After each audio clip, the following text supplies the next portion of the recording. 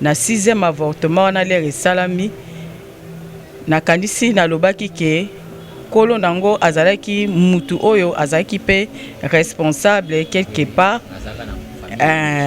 aza mutu moko pe tokoki pe kotanga kombo te na yebise tala boye boye ake koluka médecin na ye nde médecin wana esika tokendeki basali 6e avortement na lobaka sans problème makila te eloko te mais komi na lamuka na ye aye na lamuka pona telema ezo simba lisusu te nzoka moment wana o nga nazo telema te nde na bandi jugement na temps wana sikoyo bango bazo zela na lamuka bango bazwi panique nazo lamuka te nzoka mbala moko na leki na jugement jour oyo bembe na biso elalaka nzoto na biso oyo ekabwana na bitendi misato donc corps âme na esprit ekabwanaka corps ekotikala âme na ngai ezalaki kaina ezalaka na place te parce que nazalaki mutu masumu esprit nanga kaka nde azalaki nango na maboko pona ezonga lelo eya koganga esala musala na ye kokuta nzoto na ngai oyo na kati ya poubelle moko ya munene insupportable na lukaka poubelle wana wapi na kuta na ta nango na mona na loba poubelle yango nazalaka na kati yango oyo na mona yango te na ye kokuta sikoyo nzoto na nga oyo na kati ya poubelle vraiment ya munene sikoyo pasi oyo yokaka pasi wana oyo tozoloba pasi toza nango pasi wana na yoka te na mona pe na nango te ti lelo kaka ndenge tonga ezalaka nzoto oyo ya ngai ekokota wana le bakobenda nga banzube wana ekomi kotikala sikoyo le ezotikala nzoto ezoka susu pasi koleka yango na esa batu kanisa soki liyanzi moko ekoti yo liyanzi kaka soki ekoti yo ndenge sala pasi nga siko nzoto mobimba naza na banzube nazali vraiment mutu nyama o babenga vraiment que nous avons deux sortes de personnes, homme animal na homme spirituel. Siko nga nazaki homme animal vraiment. Chez Biso Télévision, chaîne oyo ekokani na yo. Chez Biso Télévision, la chaîne qui vous ressemble. Mbote, balandinyo c'est chez Biso TV, boye malamu na émission na bino, réponse à nos questions, yande kona bino, Brad Bumba, communément appelé les mathématiques de la presse. Et puis meilleur vœu na bino, abonné na Biso nyonso, bonne année, joyeux Noël, talaka katukum déjà na fin de l'année, anengo ya mbutu anengo ya makambu 2020 oyo me, nzambe osala Biso grâce tebi ke tokosili sango, na ba o nyonso to bandaki na bango excuse année oyo to banela o pe batika ki Biso, nzambe moka yebile pourquoi. Voilà, tozaki na bino l'autre fois ndenge tozaka plutôt na maman na biso maman Caro oyo to bandaki ne déjà témoignage première partie boyoka ki témoignage na mingi tozaki sur l'avortement ndenge ezalaka première zemi ndenge alongolaka deuxième nane maman mabala ndenge bene ko kende tout si to ko koma na 6e point 6e avortement oyo akende ko sala et voilà na hôpital awende ko la mukali société premier docteur aboyaka na parce que il a changé ki na la ki saka bible mais yé tellement maman bible ezalaka vraiment na noté alors akende luka deuxième alors na deuxième wana to monaki na ndenge pasi yaka komela ye azaki na hôpital et loko salami déjà avortement salami ezaka curtage bien sûr et voilà ala mukate ba docteur batu palpite to sukela ki wana na première partie na biso na awana chez Biso TV une chaîne éducative et puis professionnelle. Merci à toute l'équipe ya chez Biso TV Bobo Kassa derrière la caméra Chic Moukadi merci à toi. Voilà on est là avec maman Caro à expliquer Biso sikoyo après avortement wana 6e avortement nini eyaki kokoma na témoignage oyo deuxième partie toza awana maman Caro sans plus tarder. Bonjour maman Caro. Bonjour papa nangai boni. Bien maman boni yo nangolo ezaka pasi ko zoyo po ndeto zio boye te biso soute mais nzambe ne mutape saka temps wana ya kokutala ba meilleur vœu maman. Merci beaucoup, merci aussi à tout le monde, merci. Voilà mema biso na prière avant to kotana ben na biso ya émission. Merci papa kolo na bikamwa nzambe na bomoi to pambolio lisusu na tongo na lelo kolo molimo mosantu na yo ezala kati na biso pe na kati ya ba oyo nyonso bakolanda tika eke yo tambusa biso ndenge yo lingi me biso to mona na te kolo yo nde ezala liboso pe na sima nyonso totiki na maboko na yo lokumu mpe nkembo ekozonga epai na yo na nyonso oyo kosalela biso na journée ya lelo na kombo na Yesu. Amen. Amen. Voilà. Ndenge olobi na kombo na Yesu nde totambola elongo na ye pe na masolo na biso ya mokolo ya lelo. Tozalaki na yo na émission eleki. Tobandaki émission na biso ba avortement jeunesse na yo ozaki pe mutaroke elate na famille ndenge ezalaki obandai pe kosala na place moko lobe na kati ya émission lobi ete ozalaki pe na même na deuxième république wana quand on parle de femmes maman Caro aussi était là mais malgré tout ça ba avortement ezalaki to ko matina sixième avortement o ezalaki ke maman Caro ola muka susute même ba docteur wana ba ki ozwa panique et tout. Voilà, to comme ce qu'on a point wana expliquer biso nini salaki après kokoya na yo kolala wana ola mukati. Nako pesa batu nyonso bazolanda biso merci. Nzambe apambola bino o disposer motema na yo ngana loba kaka kotala ngai te komona ngai te mais mona ta liloba kaka o ezobima na munoko na ngai pona esunga yo na 4 génération na yo. Ndenge nini okokipe kotambusa bomoi na yo na libota na yo. Ndenge na lobi ndenge tosukaki mukolo wana tosukaki na ndenge 6e avortement na 6e avortement wana lere salami na kanisi na lobaki ke kolo nango azalaki mutu oyo azalaki pe responsable quelque part aza mutu moko pe tokoki pe kotanga kombo te mais azalaki responsable le nga na ke koluka médecin nanga na luki pe médecin na ngai esimbi te nde tokende koluka médecin na ye nazongi mwa muke mpona bato ba comprendre esika tokomaki nde sikoyo nga nazwi médecin te na ke kotuna ye ya lobi na kolukela yo médecin parce que médecin na ngai yaki koloba na ngai ke tala na kombi na nga na Bible na salaka lisusu biloko te naza susu spécialiste ya oyo te na komba na nga na Bible soko moni ke mbongo esalo mokusa tikelanga ka mbongo parce que yo ozana mwa ya mike na bi docteur lobi na nga boy po na nini nazaki obligé to sila na naye na zongi nde na ye koyebisa yaya wana place na insistaki ke soki ozana mwana na ndaku mwana mwasi mwana mobali il faut koyebaka mwana mwasi lera azomema ba camarade na ye na ndako ba camarade oyo azomema est-ce que baza ba camarade na ya solo ngana banda obenga yaya wana yaya libota mumbaba yebi ye yaya mais nzoka nazaki na makambo ya CC des choses cachées nazaki na makambo ya CC na yaya wana yepe komba marié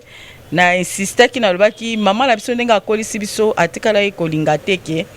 olinga mobali ya mutu il faut ozala na mobali na yo ya yo moko okoki kozala deuxième bureau ya mutu te soki oye pa na yo biso yo mama j'ai trouvé quelqu'un là-bas oye biso alobi komeka kutu te kolobetela nga ta lisolo wana te mpona nga na ndako papa na bino naza mwasi ya mibale te naza mwasi ya liboso soki mwasi ya liboso azolela yo place okokende kozala na kimia te donc nzambe asalela biso ngolu wana biso nyonso mutu na mutu azwi chance oye alobaka banda na mutu na yo aza na eloko te bomata na malembe ti nzamba kosunga bino ndele anake koyebisa yaya wana ami wana na yebise tala boye ake koluka médecin na ye nde médecin wana esika tokendeki basali 6e avortement na lobaka sans problème makila te eloko te mais komi na lamuka na ye koloba aye na lamuka pona telema ezosimba lisusu te nzoka moma wana o nga nazo telema te nde na bandi jugement ya nzambe ebandi pour dire que les ozolanda témoignage na insistaki makasi eza témoignage sur l'avortement mais ça parle plus sur la repentance et puis il faut omiye bake na maloba nyonso mama Caro bando loba ti to kosisa témoignage o se retrouver omiye ba eloko nini etungisaka bomoi nanga nga eloko banda ko tungisa bomoi nanga ezalaki avortement mais yo na ebité nini oyo ko se retrouver nango pona délivrance ezate kabati ayo maboko délivrance eza yo moko ko yoka na yo na matoyi conscience na yo okosala déjà auto délivrance na yo donc na ko yoka ngaka ya pamba ezate na simba te ezaka na ko témoigner nde okoyoka na temps wana sikoyo bango bazozela na lamuka bango bazwi panique nazolamuka te nzoka mbala moko na leki na jugement ya Nzambe ezali olinga te mutu nyonso na se na moi okoleka na jugement olinga te ata oza nani naza président naza nani oza nani ekonte mutu te tant que oyebika otambolaka na se ya moi yebaki jugement ezali yebaki a partir ya témoignage oyo o découvrir eloko nini ezotungisa bomoi na yo mpo na jour wana le ekokoka ozala te na jugement ya Nzambe na ye sikoyo en esprit na ye kokuta corps na ngai oyo napesaki 1 Thessaloniciens 5 verset 23 elobi que ton âme ton esprit ton corps soit irrépréhensible le jour de l'événement de notre Seigneur Jésus-Christ. Jour oyo ebembe na biso elalaka na mabele. Jour oyo ebembe na biso elalaka nzoto na biso oyo ekabwana na bitendi misato. Donc corps, âme na esprit ekabwanaka. Corps ekotikala, âme na ngai ezalaki kaina, ezalaka na place te parce que nazalaki mutu masumu. Esprit nanga kaka nde azalaki nango na maboko pona ezonga lelo e akuganga esala musala. Donc jour wana nde verset na pesa clé au mona to décortiquer ka deux versets to kota ki nango vraiment de profondeur pona mutu yo solo akolanda azota 1 plus ndenge na lobaka. Ato zwe lo côté mais ozwaka 1 plus. Mukolo oyo ebembe na biso elalaka. Nzoto na biso ekabwanaka na 3 parties. Nga sikoyo l'air bango bazo discuter ba osala nini l'air na komi na jugement wana esali nini na ye kokuta nzoto na ngai oyo na kati ya poubelle moko ya munene insupportable na lukaka poubelle wana wapi na kuta na tanango na mona na loba poubelle yango nazala na kati yango oyo na mona yango te na ye kokuta sikoyo nzoto na nga oyo na kati ya poubelle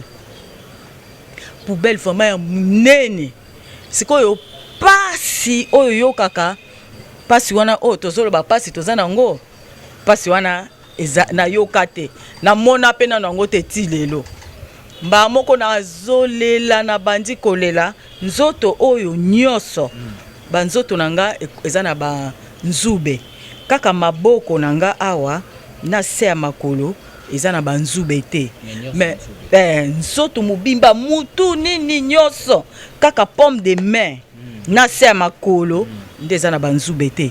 na bandi kolela voix moko eye mungongo eye elobi pesa ngai maboko na yo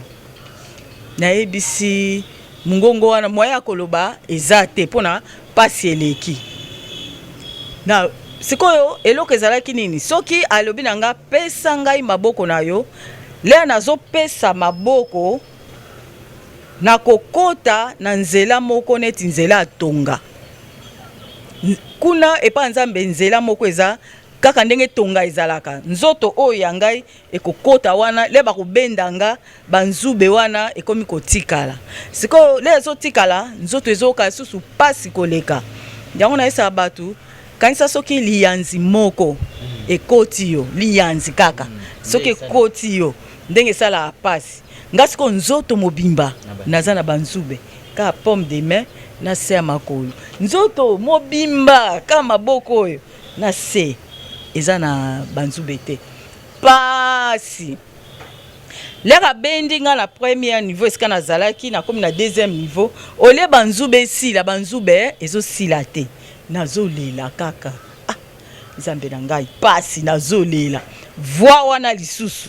wana ba docteur bazaka dans le suspense ba osala nini muto azoloba te yaya wana kolo makambo alobi mais qu'est-ce qui se passe ça nini ya docteur esabi tuna ba infirmière tozalaki na bango azokite makila pe ebimite eloko te mais tout est passé normal mais tozoyeba te pourquoi mutu azolamuka te donc zemelongo nango normal zemelongo normal mais mais toujours comprendre te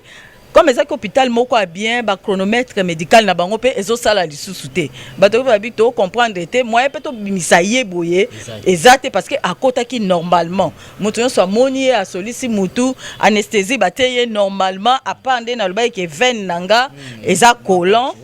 veine eza collant mais naza na problème te ba moko ale nazongi lisusu na bandi kolela kaka ngongo wana lisusu eye pesa ngai maboko na yo na kati ya Bible ekomami na nini Esaïe 59 1 à 2 elobi maboko na Nzambe eza mokuse te mpona kobikisa yo esika yo ozali esika nyonso oyo mutu azalaka maboko ya Nzambe ezalaka mokuse te pona kobikisa yo atoza wapi atoza soki na se ya libulu eloko epekisaka biso tosolola na Nzambe eza masumu siko masumu yango ezalaki nini banzube wana nde ezalaki masumu siko nzela wana ya tonga oyo mukie wana oyo nazoloba wana nde siko eloko ebanda kobangisanga mpo soki nafandi nanga mwa pasi ekiti mele bakoyebisanga kaka pesa ngai maboko nde komi problème pour dire que na vie na biso makambo nyonso tozala nango soki Nzambe alobi pesanga maboko tolingaka te tolingaka ya biso moko mais soki Nzambe alobi eza problème pesanga kaka maboko na yo tokoka te mpo tolingi kaka tosala oyo biso tolingi to impose Nzambe ya Nzambe tolinga te yango moni Esaïe 59 1 à 2 elobi maboko na Nzambe eza mokuse te mpona kobikisa yo esika nyonso oyo kozala sikole na tie lisusu maboko banzube wana lera ezokota pasi wana eza insupportable ke soki na fandi mbala moko aye koloba na ngai alobi nazo senga yo eloko te nazo sengo kaka maboko mais ozolinga kopesa te mbala moko na répondre esprit wana na lobi boma ngai abi nga na boma yo zela na lakisa yo sikoyo ngai naza nani ne sikoyo alobi na ngai bona bi moi pe nazoyeba pe yete pona toza na batu pe na se moi aza motema makasi des incrédules donc azokoka koyoka Nzambe ata nga sikoyo nazalaki très impoli na Nzambe mais na mokili nazala mwa malamu mutu nyonso ayebi ke kako azalani na problème na mutu te eloko te nini te eza na famille soki otuni bango babi ye kutaninga ba problème te kimaka ne ba problème avant so zoluki na ba problème ya kimaka batu bayebi ndenge wana na balabala na opesa mbote bonjour boye nyonso tout mais naza na tante vraiment na batu ebele donc na mesani ndenge wana ofanda na chambre makambo nyonso tout ozokoka vraiment kofanda na batu mingi te mba moko aye koloba nazoloba noka pesanga maboko ozoloba nanga boma ngai donc ti impolitesse nga na loba yango nazaki nango vraiment pa Nzambe mais sans que na yeba mutu nazosolola na ye aza nani nde aye koyebisa ngai bi zela na lakisa yo vi na yo bando botami ti sikoyo ndenge ozoloba na ngai ke boma ngai ezolobela nga pe loko te kasaka tokende pe église mais pasteur azoloba ezolobelo pe loko te ezolobela nga pe loko te effectivement na ba Nzambe aza Nzambe ya mawa epesa nga mawa pasi ata na oloba lelo na yebisa batu nyonso Nzambe aza Nzambe ya mawa biso batu to méritaka te liboso na ye na ba makambo biso to sala 24 heures sur 24 heures to mérité te mais comme aza Nzambe ya mawa ayokela biso kaka mawa alobi nanga bon problème ezate nazolakisa sikoyo vi na yo bando botami sikoyo aye kolakisa nga alobi tala naye komona télévision awa eza muke kata nde tomo amen bana Nzambe kaka nde tofandi boye nazomeka na imaginer télévision oyo eza kuna baekra plan na biso tozala nango eza nango eloko te kuna télévision ya munene epa na ye kuna mutu nyonso papa ndenge yoza ndenge cameraman na biso aza ndenge ngamo naza awa ndenge batu ndenge mokili mobimba na ba ndenge bozo talanga mutu na mutu azana dépôt yo za na dépôt na yo ti ozo talanga onikisa mutu ndenge ozo sala okuta on na dépôt na yo yaya azana dépôt na ye nga pe na za na dépôt na nga ka dépôt makala dépôt fufu ndenge ba dépôt ezalaka dépôt masanga kuna pe biso nyonso toza na ba dépôt aye koloba babimisa sikoyo bande cassette na nga ndenge toza awa ndenge ozotala nga ndenge na otala yo ndenge nga na oloba yanga ipe ndenge régie des eaux ndenge régie des eaux ezala compteur à régie des eaux nga pe compteur na nga siko nde na fandi ezosala yo pe compteur na yo ezosala yaya pe compteur na yo ezosala donc biso nyonso mokili momande toza boyo mutu nyonso aza na compteur na ye eza na Jérémie 17 1 à 2. Tous nos péchés sont écrits sur un burin de fer avec une pointe de diamant. C'est gravé sur la tablette de notre cœur. Et les 4 générations de ta famille viendra voir ce que toi tu as fait sur la terre. Olinga te. Yaona lobaki témoignage o ezana 4 générations. Ngai, bana nanga, bakoko nanga, mama nangai. Donc 4 générations so bako se retrouver na kati ya témoignage oyo boy. Ayesi ko kolbalang alobi bobimsela ye bozwa cassette na ye nde na lobi Jérémie 17 1 à 2. Tous nos péchés sont écrits sur un burin de fer avec une pointe de diamant. Pointe à diamant ba o ba yebi yango ba sala diamant ba yebi yango. Eza ndeka diamant ezala meza na moi songe nango. Ne vitre eza boye. Soka ka batie boye. Vitre oye. Apasoli yango. Siko nzambe na bonzambe na ye masumu na biso bakzwakango bakoma yango na pointe de diamant. Siko il a gravé ça sur la tablette de notre cœur. Na bonzambe na ye asala bibende na ndenge na ye masumu na biso nyonso makambo nyonso tosalaka esenregistraka na bande wana ndenge yo za na ba bande cassette na yo ye pe nzambe kuna yesko burin de fer wana nde azu pointe de diamant makambo nyonso yo sali banda tongo ti butu eza na kati ya burin de fer wana nde yango nde ezo kwa enregistrer makambu na ndenge ya bonzambe na ye yo olinga te 24 sur 24 makambu na yo eza ko s'enregistrer nde moni akelo bananga zela na lakisa yo vi na yo ndenge botami ti sikoyo comme oza mutu atembe comme ozo ndima te siko ngana kolakisa yo vi na yo bien bazwi sikoyo cassette nanga kuna na télévision na kande totala ba télévision kuna peza ndenge wana bazwi siko cassette na ngai bakotisi na magnéto na ngai wana na maniko ya télévision wana le bakotisi vi na ngai sikoyo abandi kolakisa nga banda na botami babandi kolakisa nga vi na ngai sikoyo banda na botami mwana muke ti na ndenge na okola siko pona abenda susu maele nanga abenda conscience nanga ya kibomoto na ebake ye aza nani ayesiko koloba bizela na lakisa yo ayesiko kolakisa nga zamba forêt oya munene ata na Équateur yango kuna esika na kendeki na tikala na telema vraiment na otala na lobi je vais voir ce que moi j'avais vu là na moni zamba wana te forêt eza na Équateur oui mais kokana zamba oyo alakisa ngai te alakisa nga tala zamba ekei munene na otali boye abi moni zamba oyo eza ya ngai mais nazoyeba ka valeur na ite to foncer lisusu aye kolakisa nga mai ekenda alobi moni mai oyo eza ya ngai nazo reconnaître kaka eloko te toke sika ba or eza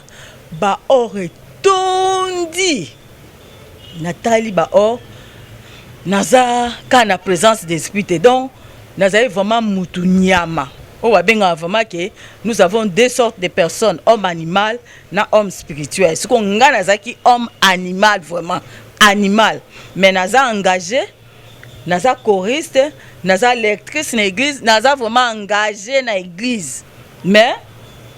nazo saela nzambe mais nayebi nzambe te wana ozalaki na catholique vraiment catholique mais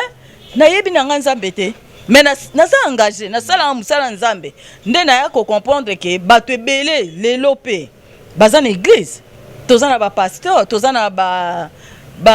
basor toza na bamusicien toza na donc modèle nyonso ya baserviteur na baservante na kati ya église. Même na église catholique nous avons des pères tout ça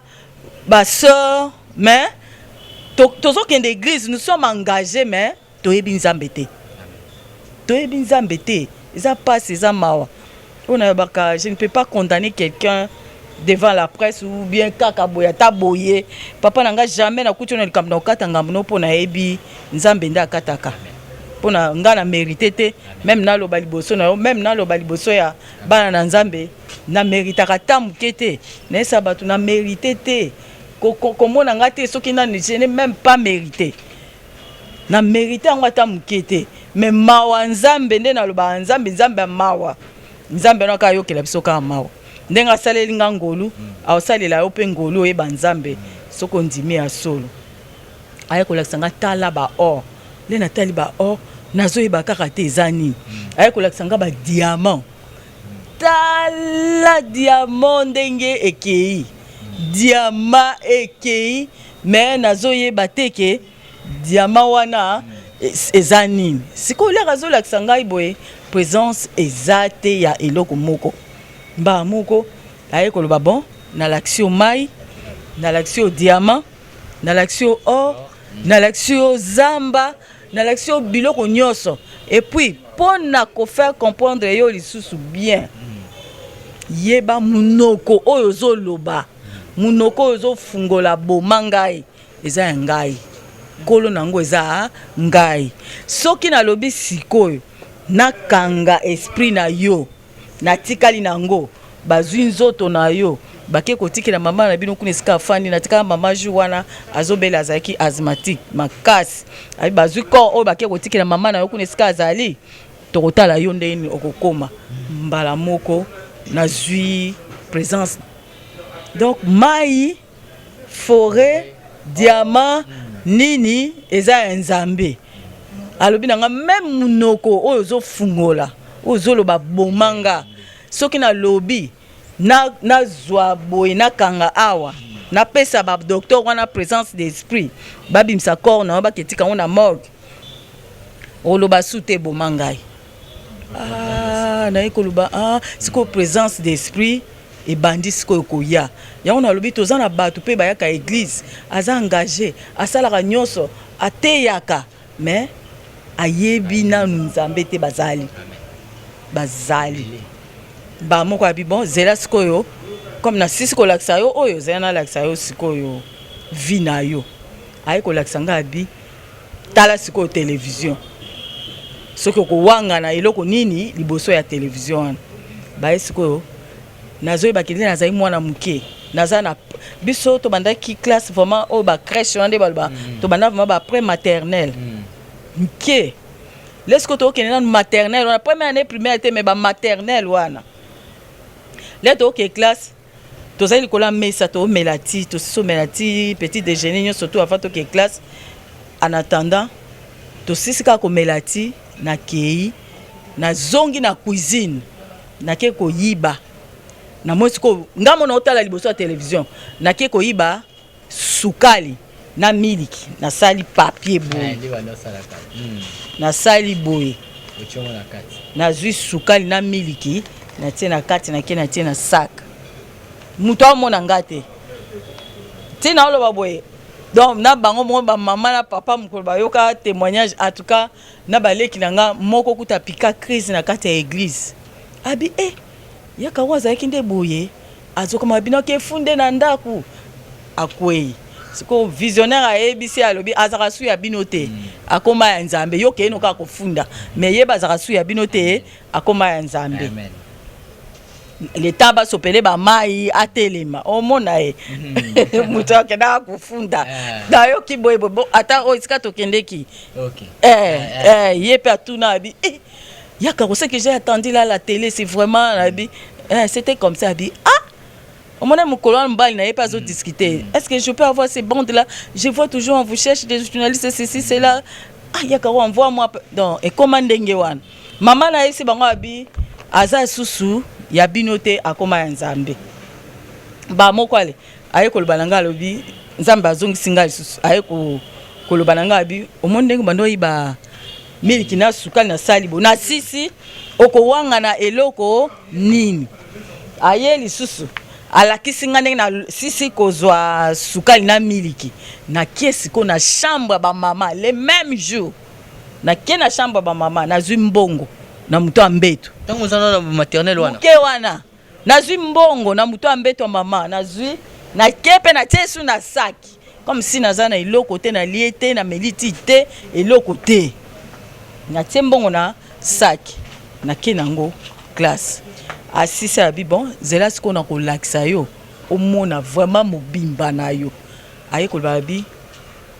yebisa bato soki ozokende église ozokende yango na retard epa na nga nzambe na konte yo te la tokendeke église soki ozoya retard la ba ange wana so balobi culte ebanda 7h yo ye 7h05 elakisi ke okoti église te epa na ye aye koloba na nga susu alobi yaka otala place yo otiaka dîme na offrande place na ngai ya dîme 0K unani natiaka pe te eza pe ya solo na manoti ya dîme te place ya offrande na mokolo nazali na ye na mbongo na ngai na saki yo moko kasi esika biso touti kuna basengaka mbongo te basenga na bango biso mbongo te nazonga na mbongo na nga mokolo alingi na tie mokolo alingi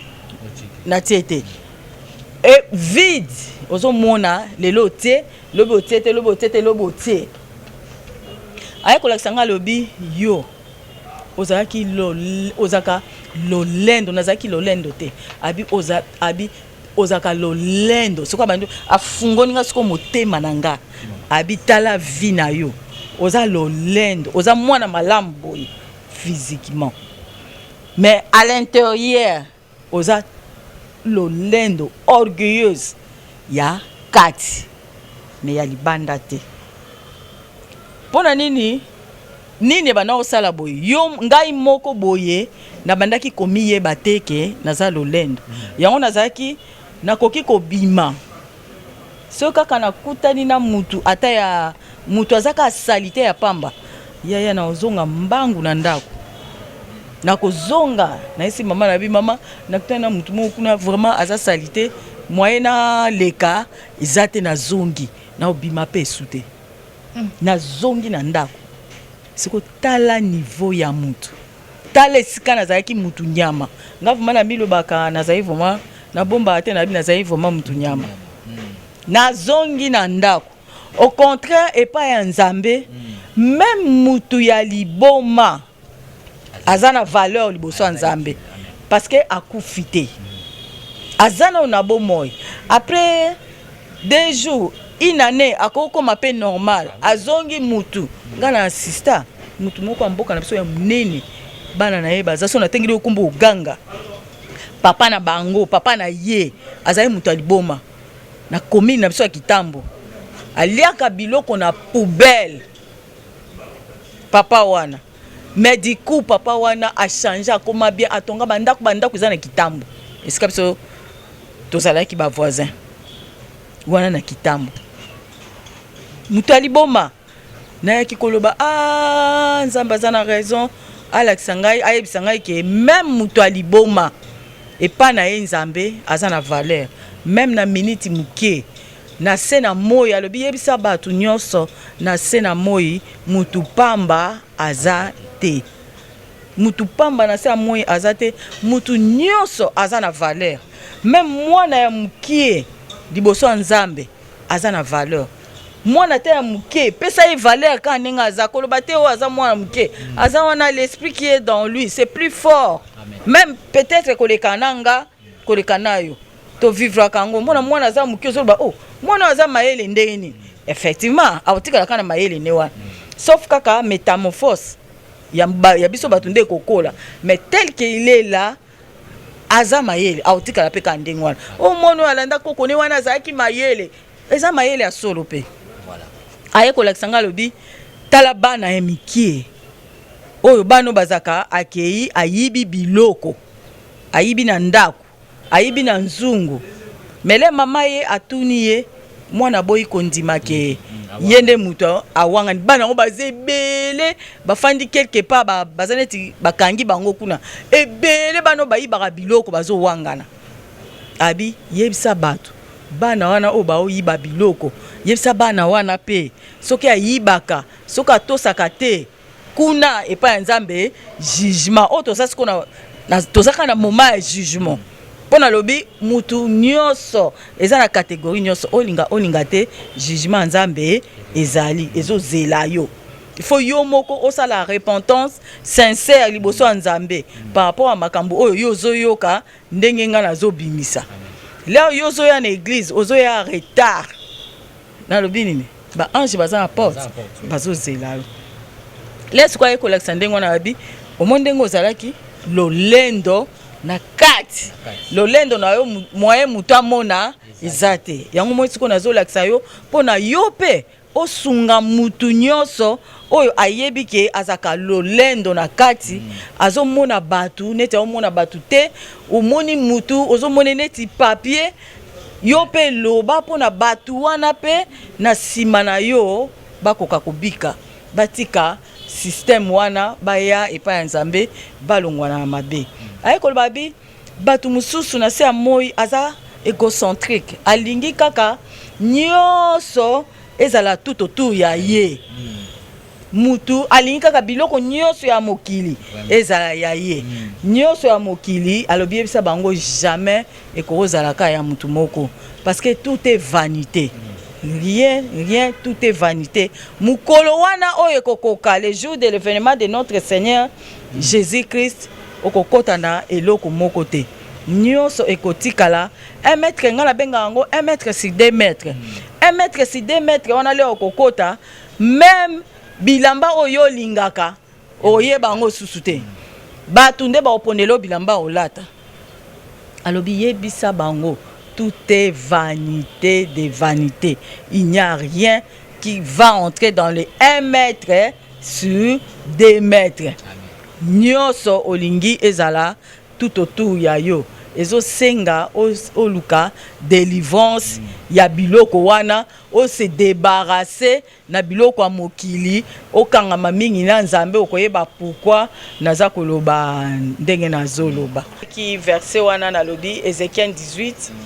4 au virgule 20 et lobi l'âme qui pêche c'est l'âme qui mourra. L'âme des pères ne peut pas rendre compte de l'âme ou de sa famille en général. Donc personne peut rendre compte de l'âme de quelqu'un. Liboso Nzambe jamais ya yo yanga ya mwana ya mukie ya ye mama et pas Nzambe koya ko telema te Nzambe place à mwana ngai tia ngai et pas Nzambe ezate. Na Jean 8 51 à 52 balobi c'est lui qui garde ma parole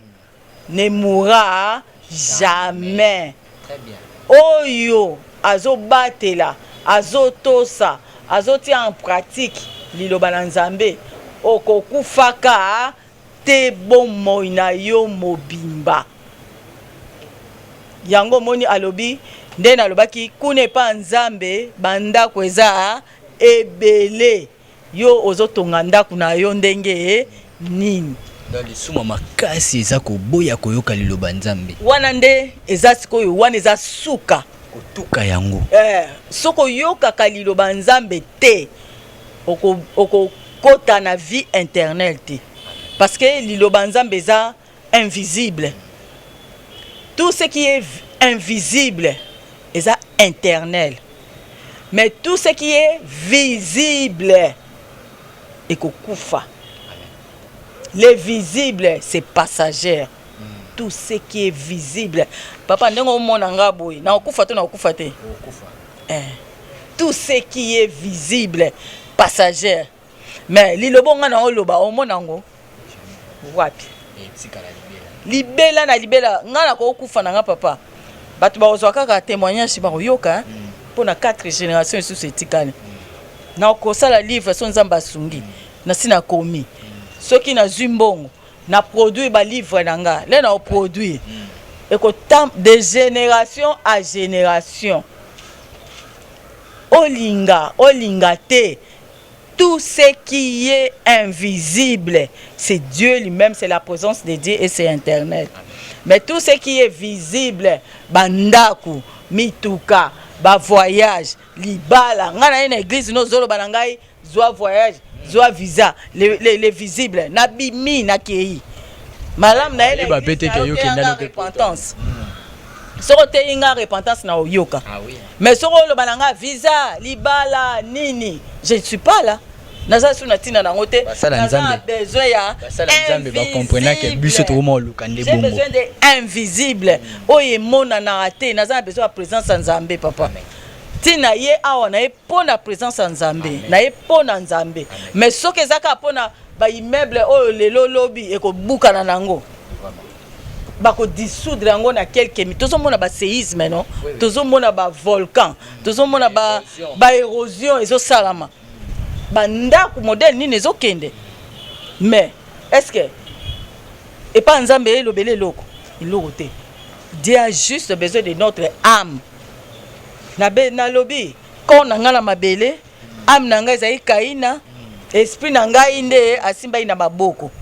Pona asa soka fini ya moni mutu so azobela 2 minutes mutu akati mbele mutu akati wana yo sani yo est-ce que maman zana eloko oloba liboso mwana nae to maman zana eloko oloba liboso ya papa to liboso mwana te lobi sana mibiso kuna na hôpital na betoli yo lisoloti toke boye botali papa bao bakene liboso na biso batiki ao vivre ao pema biso bato yesima akufi biso ndeko mobenga akufi siko le wana mwasi na ye bana na ye bazana eloko osala non.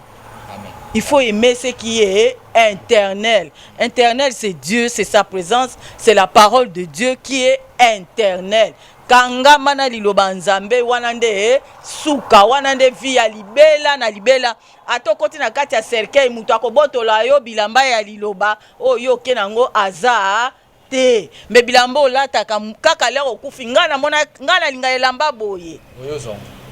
mutayozo ngana za besoin ba bijoux na ye wana ngana zo mutuka ngana zo boye. Aimer la parole de Dieu ma sœur mon frère, c'est ça la vie éternelle. Les visibles c'est pas pour nous. Si tu es vraiment enfant de Dieu, quand on a visible, boya invisible nde vie otoke nango ya libela visible kolingano kutute kozala esclave nango te balobi te ozana ndaku te olata te ozana mbongo te il faut zala nango parce que tozana na mokili il faut la ta propre parce que tozana mokili faut zana ndaku faut zana mutuka pono tambula nango mais kozala esclave na yango te. Merci beaucoup Kozala esclave nangote mais il faut zala quand même moi propre et tout présentable mais liboso il faut ibake nzambe mobiki sinabiso kolo yesu yende aza sauveur na biso pour lobito zala nae na mboka ya libela otobi éternellement to zala pembeni na ye. Voilà maman Caro lelo tozui parti oyoyo to sukila awawa parce que ngongeza ngonga tozui parti oyo vraiment mais batu ba ete place on a nyo sezaki yo na nzambe bozo solo la zola kisayo ba mabe oyoyo ezali eko ratisa pe kokota lola kozala na pembeni na ye. Voilà eza bongo et puis tozo continue koloba ete wana azaka kana bapasi wana banzube azomona place wana kolonenga fana ndenge a expliquer. Donc na troisième partie siko nde tokoyeba ezali eza molai tokokende nango bongo na troisième partie bato baolanda biso babomba déjà nini oyo toki kozwa avant to clôturer émission na biso. Ba bomba oyo kozala makasi il faut omiyeba ke oza étoile mutu nyonso na se amoi aza étoile le tokokota na quatrième partie nde okoyeba ke oza étoile. Voilà, merci beaucoup. Mutayi bake aza étoile. Alors maman tokomi na suka na mutu nyonso luka abenga yo ndenge ba mesana ko benga mususu mbala liboso landa ako contacter yo ndenge numéro ya téléphone. Numéro nanga ya téléphone eza 089 85 25 35 8 089 85 25 35 8. Deuxième numéro 09 98 065 8 65. 09 98 065 8 65. Soko ningo kota na Facebook na ngai to na page na ngai Pèlerin RDC avec les orphelins. Wana page témoigner Dieu avec les orphelins. Soko koti okukuta ba activité nyonso atande to sala na papa okuta ngona page. Mais avec les amis ezaka Pèlerin RDC. Wana de simple Pèlerin RDC, on a déjà page simple. Mais Pèlerin, témoigner Dieu avec les orphelins, on a déjà page okukuta ba vidéo musu seza kuna na kati nzambe akopambola yo akobakisela yo 1+ ce qui obengi toko solo la nzambe aza malamu nzambe aza malamu nzambe aza malamu. Merci beaucoup. Nzambe aza malamu ndenge mama lobi tokosisa na phrase wana nzambe aza malamu aza bolingo mingi. Tokutani na mikolo ezali koya pona troisième partie oyo na mama Caro. Totiki bino na chaîne na biso chez Biso TV. Bolanda ba actualité nyonso awawa. Restez vraiment branchés. Quant à moi je vous dis au revoir et on se retrouve prochainement pour un nouveau numéro. Bye bye.